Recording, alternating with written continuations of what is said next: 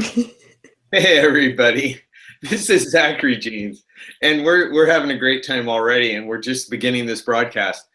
This is Zachary Jeans, and this is Impact Matters Chat, and we are having a conversation today around the subject of cyberbullying and bullying in general, intimidation in the workplace, and we're doing that with a special guest. Her name is Rachel Rogers. She's a friend of mine from the Salesforce ecosystem, the whole software platform a lot of your businesses might run on in the background. Anyway, Rachel's a good friend from that world. And when I was looking for someone to talk about a tough topic like cyberbullying, Rachel raised her hand. She was the first person to suggest this topic. And so I'm really excited for you to get a chance to get to know her. And I would love it, Rachel. Thank you for coming on. Would you give us a little introduction? Tell us who you are, where you live, what you're up to, and why cyberbullying is an important subject for you. Sure. Rachel Rogers. I live all the way down in Houston, Texas. I have a little girl who is going to be 6 years old, and that's actually why cyberbullying is incredibly important to me. I work in the Salesforce space, as Zachary mentioned, and really my job is to make sure that when sales or service or marketing has a problem, that we figure out a technology solution to enable them to work more efficiently. I do that work at a company called BMC Software here in Houston. Nice. So BMC, I've always wondered, what does BMC stand for? I don't know. That's a great question. I got no clue. Oh, that's hilarious. So I've always, I've known people that have worked at BMC over the years, including yourself, and I watch the Salesforce ecosystem, all the companies that work in it, but sometimes you only get so deep, and I can't dig into every detail. But now I've got to know. Now after this is over, I'm going to be Googling what does BMC stand for. Okay, so that's great. Yeah, so 6-year-old growing up in this world where we're all connected digitally, socially. Maybe Twitter won't exist when she's an adult. Who knows, right? But cyberbullying. So as you're looking at cyberbullying, have you personally ever experienced cyberbullying, or have you found friends that have, and what was their experience, or what was your experience, and maybe how did they or you deal with it?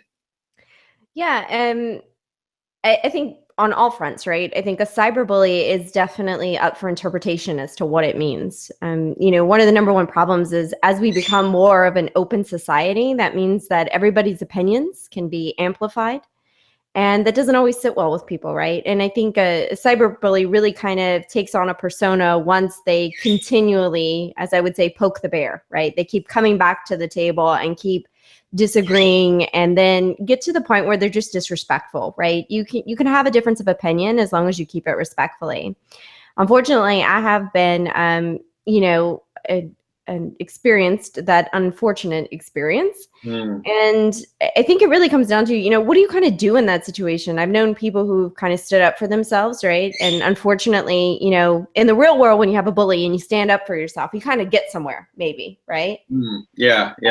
When your bully doesn't really have a face and a name, or maybe even a persona to some people, it's really when you take that stance, you kind of don't make it any further. You just kind of stand there and you're just at this very awkward difference of opinion, and they're still coming at you. And then, unfortunately, the only thing to do is block them, is what I found, on Twitter and things like that, is I just have to say, okay, we're done. I can't continue to engage in this conversation.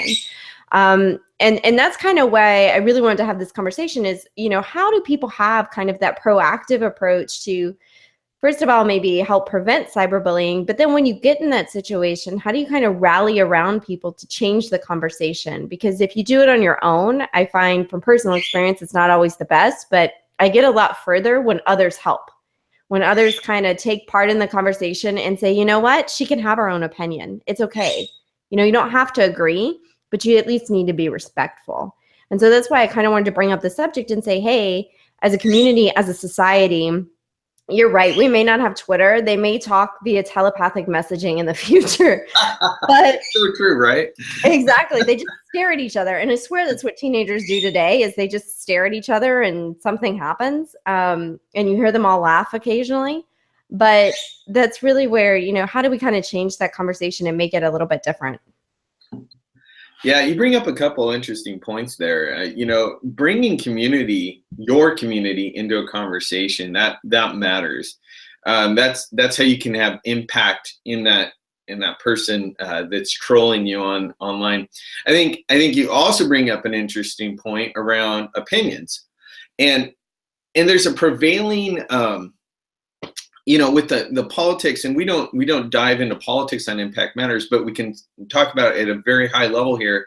You know, with the world and being so open, you have so many different points of view with politics or very things that are close to our heart. And in those situations, you don't find people being willing these days to just give the other person a voice and being willing to say, well, you know, I don't agree with you, but you know, I can still love you. I can still talk to you. I can still work with you. I can still engage with you online. You see people just go, oh, you know, you're a hater. Yeah. I don't like you, or I'm blocking you. And no, it's everybody. You know, the number one thing is in my marriage, we don't talk politics. My husband has 3 political science degrees, and we're not allowed to speak politics. And the reason is because I will tell you that I have the right to agree to disagree.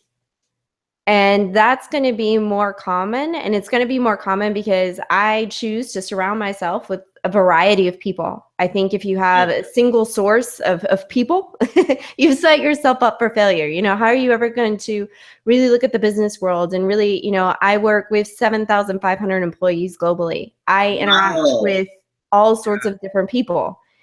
And if I can't relate and I can't make that meaningful connection, then I've done something wrong, right? But at the same time, politics, you know, I find right now we've got such a polarizing world, right? You've got people that are on one side or the other, kind of to your point, and they don't come to any sort of agreements to disagree, or, you know, it's just kind of this polarization effect. And I'm really worried about the world and the society moving forward if that polarization continues to happen and continues to be prevailing through society. I haven't seen it, you know, like this in ever.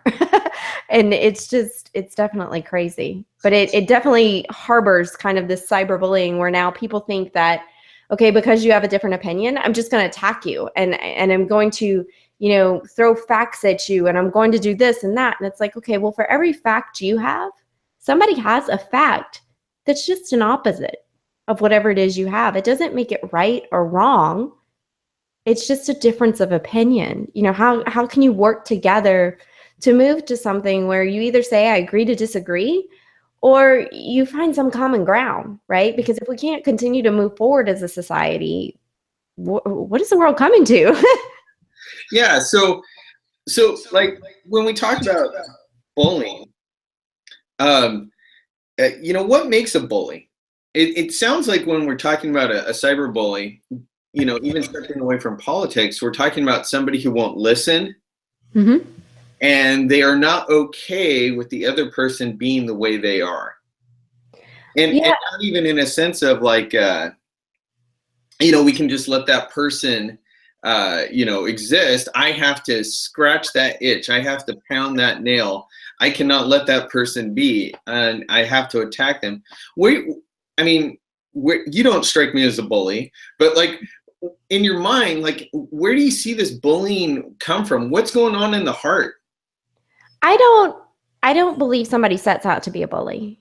I believe that you have such a strong opinion about your belief system that sometimes, you know, to go to a religious example, because I'm from the South, it's what we know, is sometimes, you know, like people want to convert people to a different religion, or they want to do everything they can because they believe that beyond a shadow of a doubt, they are correct.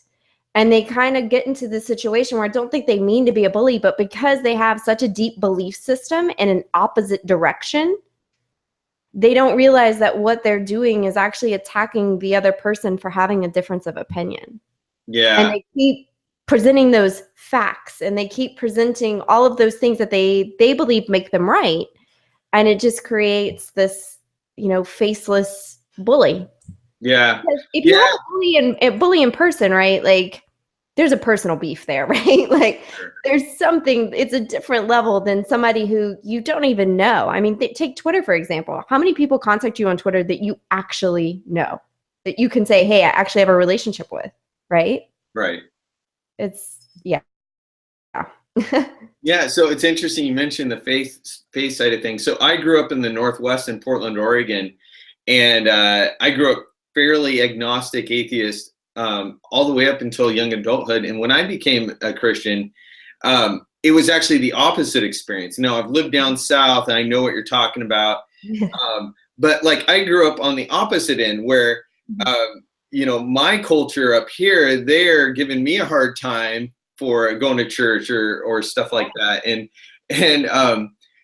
I'm always a bridge builder, right? I'm trying to draw people into conversation, love one another, and get along. And on cyberbullying, so have you ever experienced cyberbullying in a workplace situation? Have you ever experienced bullying or intimidation in a work scenario? And for those that are just maybe out in a working in a everyday job career, and they run across somebody in the office that's giving them a hard time, it can be subtle, passive aggressive stuff via email or Slack chat or whatever internal chat they have, Chatter, or it could be, in person. What's a scenario? Have you ever experienced that? Is that something that you've seen happen? And how can people deal with it when it's like kind of like in your face? Yeah. And not over online? Unfortunately, I have had that experience several times. Wow. And yeah, I've been told several times she needs to learn her place at the table. That's a brilliant one. Yeah. Or it's just too complicated for your pretty little head to understand. Oh, stop. No way. This happened in real life. Yeah. In two different situations, unfortunately, both with male coworkers. Unfortunately, both times, ironically, I had even called the meetings. So that's like, I think what added extra salt to the wound is here I am trying to call a cross collaboration meeting, bringing the different players and stakeholders to the table, making sure everybody's opinion gets heard. And that's the thanks you get. In both situations, the first situation where the guy told me that it was too complicated for my pretty little head to understand, what I asked him is, I said, would you like to rephrase that? Because I thought for sure, I thought for sure I must have misheard what was just said in a room full of people. It wasn't even just to me. And he said, no, you heard me. And I looked across the table and I said, then this meeting is over. Because there's obviously nothing more productive that is going to come if this is what we've resulted in. And I got up and I walked out. Wow. And I felt like that was the only thing to do at the time, because I wasn't, especially in a professional situation, right? You don't want to go across the table and, say you jerk, and you don't want to have kind of all those things and thoughts that are running through your head. That's probably not the best for your long-term career. Right. Having self-control, right? And having the discernment to step away from a heated situation, that takes a lot. But I think it's important. Sometimes we think, I got to stand up for myself in this moment. And we forget that sometimes standing up for ourselves is making sure we do it in the right way, the right tone, the right words. Yeah, definitely. After that meeting, I walked from that meeting straight into my manager's office and said, this isn't going to happen again. Here's what happened. And even people who were in that meeting with me, they actually came with me. They didn't even know where I was going, but they were uncomfortable with what had just happened as well. And so they came with me. So that was very impactful. Unfortunately, the second situation didn't go like that. The second situation, when I was told, that I needed to learn my place in a meeting, that one was really difficult, because that was a male coworker actually speaking to a management person in my company, and I happened to overhear it because I was in the meeting. So we hadn't necessarily left the meeting, but it definitely wasn't a part of the meeting, if you know what I mean. Yeah.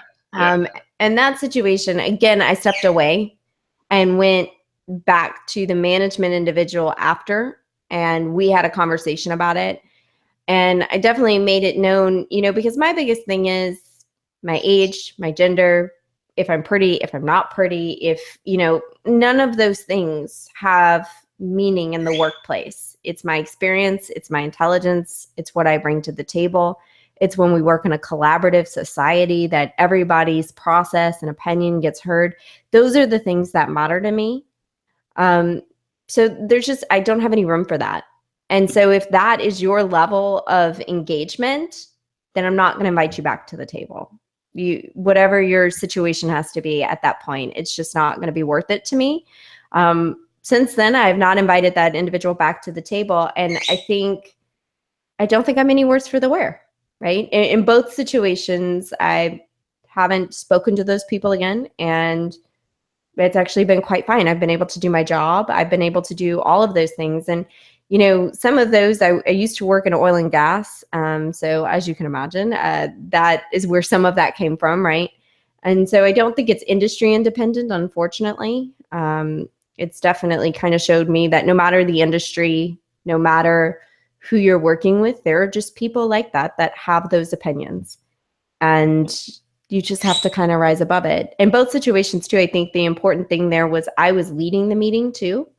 So I think that's also why I was maybe a target, right? Is because here I am leading the meeting in a room full of males, and they felt that those things were okay to say in front of other males. And I was happy to see that those guys also stood up for me and was like, that's not okay. That's not culture. It kind of goes back to that community approach, right?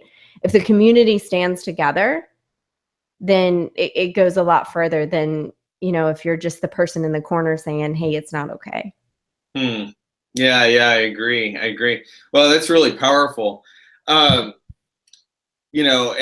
gosh, to have some coworkers come with you, right? That's so powerful. I'm just curious. So we talked about bullying. You have a 6-year-old, you're married, you're down in Houston. You get to work with Salesforce, big company, 7,500 people. I happen to know that you have some extracurricular interests. I was just wondering if you could share a little bit about some of the things you're into, like Apex and the Limits. What is that? And for our viewers who don't know, and also I'm going to be seeing you soon at Texas Dreamin'. Maybe you could talk a little bit about what Texas Dreamin' is. Yeah, sure. So Apex and the Limits is a virtual geek band. It started kind of as a joke, but it was really more about giving people lyrics and things that resonated with them based on events that were happening in the community. And really not necessarily taking a stance, but kind of speaking up for the underdog, right? Our fan bases, they will tell you a lot of them are underdogs, right? They feel like they are the people that people go to in organizations and say, just get this done, make it happen. And they don't necessarily have a lot of room to push back. So we make songs for those people, and we retake songs that, are popular. So for example, we took Hard to Handle and we remade it into our band song to talk about what the band is about. So you can actually go on YouTube and search for Apex and the Limits, and you'll see all the music videos. And really, I think that's kind of one of the things that we did as well, is we include the community in our music videos. So we make the songs, and then someone who submits video makes the cut. And so it's kind of cool because we've been able to share it across the globe and really get people engaged in different ways in different groups. So anyone out there who wants to participate, we like to say nerd is a 4-letter word and a 6-figure income. So join us. And we definitely want to have you guys all there. And then Texas Dreamin', I'm very excited about it. It's going to be in Austin, Texas this week, I think. Yeah, this week. And so it's going to be a lot of fun. It's a Salesforce event where community members get together to share their thoughts and ideas on social subjects, on platform subjects, technology enhancements, nonprofit organizations join the mix. It's really kind of a hodgepodge of people who are coming together to really have this cohesive experience. And Apex and Limits will be there playing. So we do actually play in person as well. So it's kind of fun. It's going to be a good time. Looking forward to seeing you there. Oh, I can't wait. It's going to be great. Yeah, so it's interesting. So you're a virtual band, so that means that you have members from all over the world. And what do you collaborate via, like like video and record parts, across like video hangouts and things? Yes. So interestingly enough, our drummer lives in Australia. We have one of our singers lives in Wisconsin, one lives in Oklahoma, and I'm down here in Texas. We use a virtual software called Soundtrap, which is actually used in a lot of schools for education programs for music education. And so you can independently record instruments and vocals and then mix them together online electronically and then make those items available for download. We actually don't make ours available for download. We turn those into music videos, like I said, that we publish on YouTube featuring the community members. Nice. Yeah. And I love how there's always like an underlying bit of humor and everything, and but also with truth. And I like what you said about underdogs, especially circling back to our subject of cyberbullying, and that, we live in a virtual world where there is, like your drummer, Peter, he's down in Australia, and it's like we're a global community, and and you're standing up for the underdogs and the folks who maybe don't have a voice. So I love how that's even expressing itself in what you're doing, extracurricular outside of work. So I'm going to be down in Texas. I was just down there for Higher Ed Summit. I got the I'll show you this. I got this Higher Ed Summit cowboy hat. Isn't that funny? There you go. Yeah, it was pretty great. So I'm looking forward to being back down there. We're going to have an Impact Matters chat here every Monday. We invite everyone that's out there. It doesn't matter whether you work in the tech space like we do in Salesforce. It's a leadership community that addresses real topics. It doesn't stay out in the fluffy, theory land a lot. Sometimes we go there, but for the most part, we're dealing with real stuff, mental illness.